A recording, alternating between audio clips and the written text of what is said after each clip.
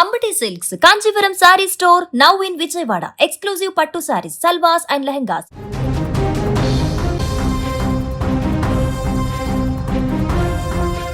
మరో యుద్ధం మొదలైంది. ఆఫ్ఘనిస్తాన్ పాకిస్తాన్ మధ్య ఇప్పుడు బహిరంగ యుద్ధం మొదలైపోయింది.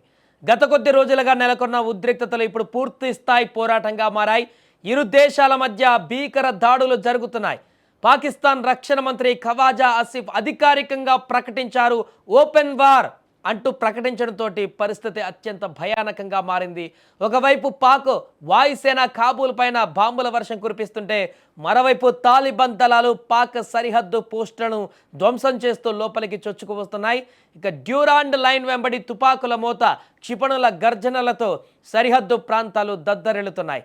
ఇప్పటికే ఇరువైపులా భారీగా ప్రాణ నష్టం సంభవించింది. ఒకప్పుడు తను పెంచి పోషించినటువంటి తాలిబాన్లే ఇప్పుడు పాకిస్తాన్ పైన పంజా విసురుతున్నారు.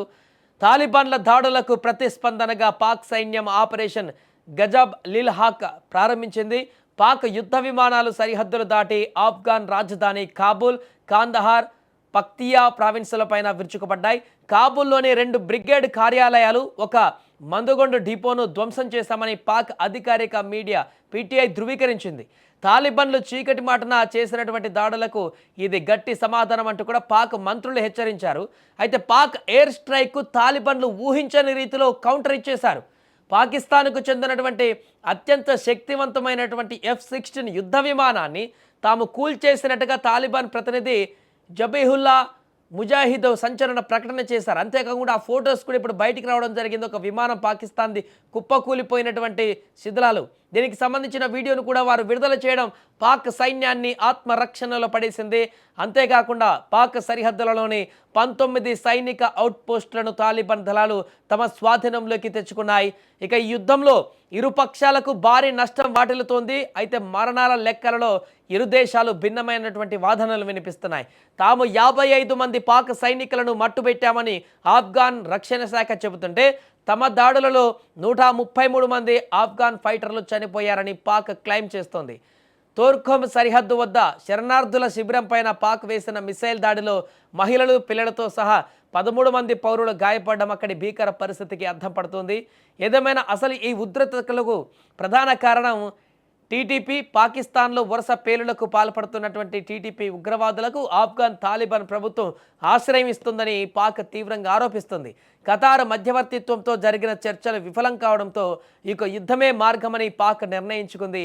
తాము పెంచి పోషించిన ఉగ్రవాదమే ఇప్పుడు పాకిస్తాన్ పాలిట భస్మాసుర హస్తంగా మారినట్టుగా కనపడుతుంది. మరొక వైపు యుద్ధం పైన అంతర్జాతీయ సమాజం ఆందోళన వ్యక్తం చేస్తుంది.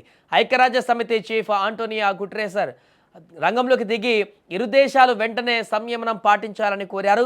ఇక ఇప్పటికే ఆర్థికంగా కుప్పకూలినటువంటి పాకిస్తాన్ ఈ యుద్ధ భారాన్ని ఎలా మోస్తుందనేటువంటి పెద్ద ప్రశ్న ఇప్పుడు నెలకొంది. ఆఫ్ఘాన్ గడ్డపైన అమెరికానే ఓడించినటువంటి తాలిబాన్లను పాక్ ఎదుర్కోగలదా? ఈ యుద్ధం ఇంకా ఎన్ని మలుపులు తిరుగుతుందో వేచి చూడాలి. ఏదేమైనా కూడా ఇప్పటి వరకు అక్కడక్కడ ఎయిర్ స్ట్రైక్ లాంటివి, లేకుంటే చిన్న చిన్న వివాదాలు లాంటివి, చిన్న చిన్న యుద్ధం లాంటివి జరిగాయి. కానీ 2 దేశాలు ఇప్పుడు పూర్తి స్థాయి యుద్ధానికి దిగిపోయినటువంటి పరిస్థితి.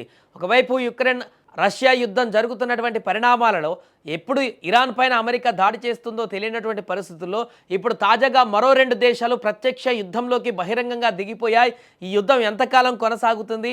ఈ యుద్ధం వల్ల జరిగేటువంటి పరిణామాలేంటి? తాలిబాన్లు ఆఫ్ఘనిస్తాన్ ఏ రకంగా ఎదుర్కోబోతున్నారు?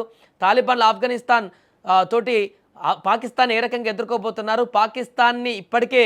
పాకిస్తాన్ దగ్గర అత్యధిక ఆయుధాలు ఉన్నాయి ఆఫ్ఘనిస్తాన్తో పోలిస్తే. కానీ ఆఫ్ఘనిస్తాన్ దగ్గర ఉన్నటువంటి తాలిబాన్ సైన్యం అనేది అత్యంత ధైర్యవంతమైనటువంటి గెరిల్లా యుద్ధ తంత్రాలతో ముందుకు వెళ్ళేటువంటి సైన్యం ఉంది. ఆ సైన్యమే ఇప్పుడు పాకిస్తాన్ ఎత్తులను చిత్తు చేసేటువంటి విధంగా ఆల్రెడీ ఆపరేషన్ మొదలుపెట్టారు.